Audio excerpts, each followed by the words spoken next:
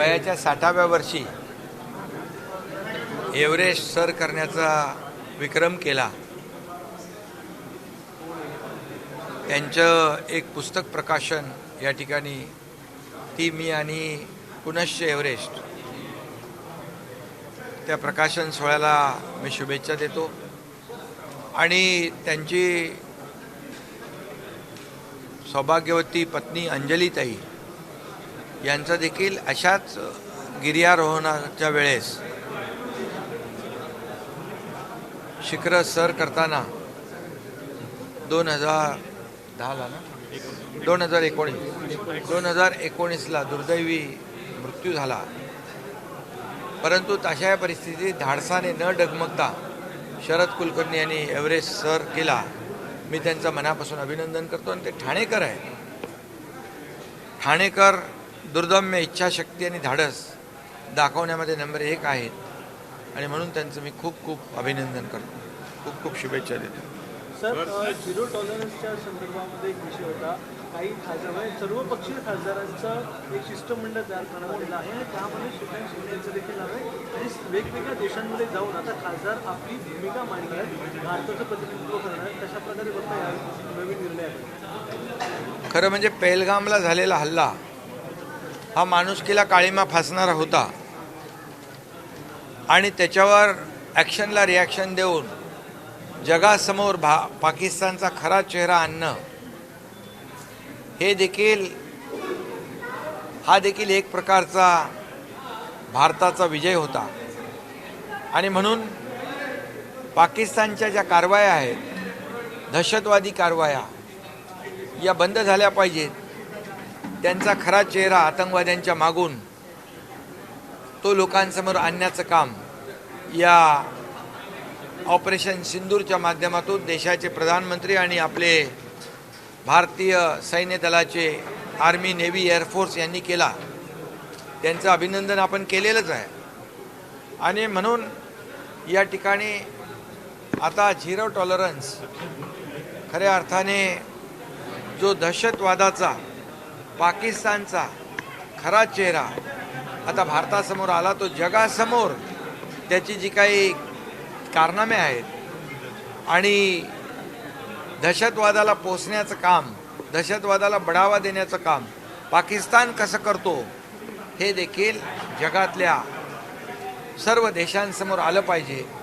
ही भूमिका जी आहे, ही भूमिका मांडण्यासाठी आणि दहशतवादाचं समूळ उच्चाटन करण्यासाठी, दहशतवाद संपवण्यासाठी या ठिकाणी जी पावलं आपल्या भारतीय सैन्य दलाने घेतली आहेत, या देशाचे प्रधानमंत्री नरेंद्र मोदीजींनी यावेळेस जी कडक पावलं उचलली ती यापूर्वी कधीही उचलली नव्हती। अनेक वेळा आपल्या 26/11चा हल्ला झाला, मुंबईत बॉम्बस्फोट झाले, सीमेवर अनेक सैनिकांचे यामध्ये दहशतवाद्यांनी बळी घेतले, अनेक सैनिकांचे मुंडकी छाटून पाकिस्तानमध्ये नेण्याचं पाप केलं, पण त्यावेळच्या राज्यकर्त्यांनी हुकीचूक केलं नाही। परंतु देशाचे प्रधानमंत्री महोदयांनी जशास तसं उत्तर देऊन त्यांना पाकिस्तानला धडा शिकवला आणि म्हणून या ठिकाणी मला अभिमान आहे, या पाकिस्तानला सडेतोडपणे प्रधानमंत्री महोदयांनी सांगितलंय आता चर्चा फक्त POK वर होईल, चर्चा फक्त दहशतवाद बंद करण्यावर होईल आणि म्हणून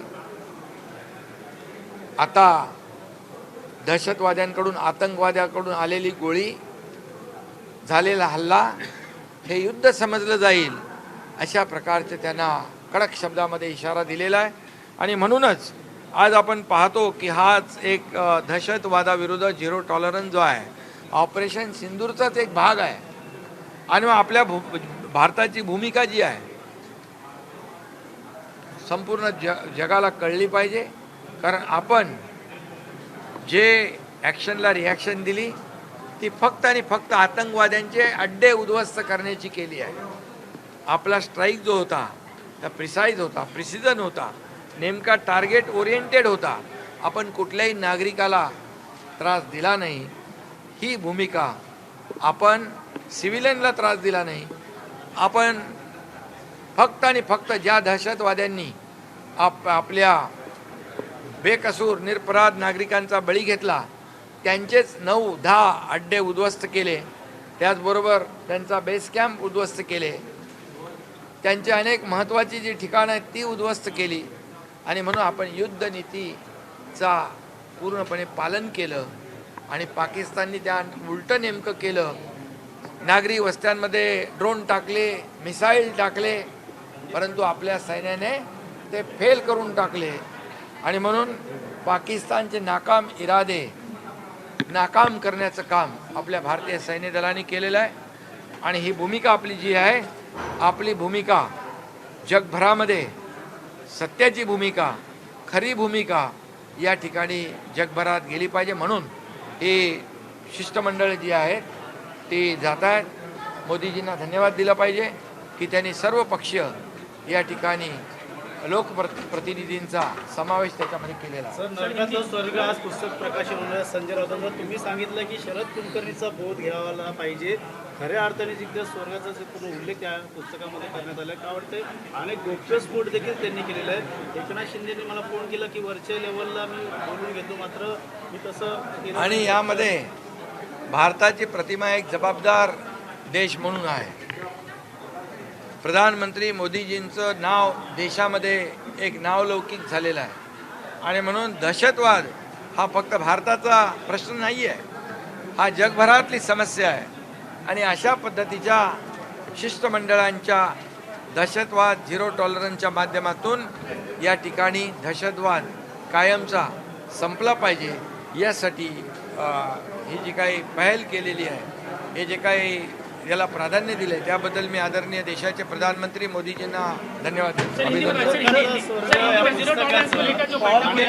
श्रीकांत शिंदे का भी इस तरीके से क्या कहना चाहोगे उस बारे में? वॉशिंगटन, टोक्यो, लंदन की जगह पे जाएंगे डॉक्टर श्रीकांत शिंदे, इनका भी उसमें सहभाग दिया है और उनको भी जिम्मेदारी दी है. ये हमारे लिए बहुत बड़ी बात है. ये दहशतवाद के खिलाफ ज़ीरो टॉलरेंस, ये जो कई देशों में हमारे जो डेलीगेशन है वो जाएंगे, भारत की भूमिका को समझाएंगे. और भारत एक जिम्मेदार देश है. भारत आतंकवाद के खिलाफ है. पाकिस्तान ये आतंकवादी को पालने वाला, पोसने वाला, आगे बढ़ाने वाला एक देश है. इसका असली चेहरा ये पहलगाम के हमले के बाद सिंदूर, ऑपरेशन सिंदूर के माध्यम से दुनिया के सामने आया है. उसका नकाब उतारा गया है. और इसलिए हम ये दहशतवाद जो है ये सिर्फ अपने देश की समस्या नहीं, पूरी दुनिया की समस्या है. और इसीलिए हमारे देश की भूमिका क्या रही है? हमारे देश की भूमिका साफ सुथरी रही है. हमारे सैनिकों ने सिर्फ और सिर्फ आतंकवादियों के अड्डे नष्ट कर दिए, तहस नहस कर दिए, उनकी एयरबेस को नष्ट कर दिया है. सिविलियन को कोई तकलीफ दी नहीं है. और उन्होंने, पाकिस्तान ने उल्टा काम किया है. जो नागरिक विभाग है, जो आम नागरिक है, उनके इलाकों में ड्रोन डाल दिया है, मिसाइल डाल दिए, लेकिन हमारे भारतीय सेना ने उसको नाकाम कर दिया है. और इसीलिए जो हमारा ब्रह्मोस जो है उसकी ताकत कितनी है पाकिस्तान जान चुका है और पूरी दुनिया ने देखा है. और इसलिए पाकिस्तान को मुंह तोड़ जवाब देने का काम, उसको सबक सिखाने का काम हमारे भारतीय जवानों ने किया है. और इसलिए ये जो ज़ीरो टॉलरेंस है ये बहुत अच्छी शुरुआत है. और हमारे जो लोग जाएंगे, हमारे भारत की जिम्मेदारी, भारत की भूमिका अन्य देशों में भी उनको शेयर करेंगे, ताकि ये पाकिस्तान और दहशतवाद फैलाने वाले जो देश हैं उनके ऊपर कंट्रोल किया जाए. अमित शहा हे 3 पक्षांचे पक्षप्रमुख आहेत. त्यांचं जहाज ओव्हरलोड झालेलं आहे. जे पक्ष सोडून गेले त्यांना जाऊ द्या, आम्हाला फरक पडत नाही.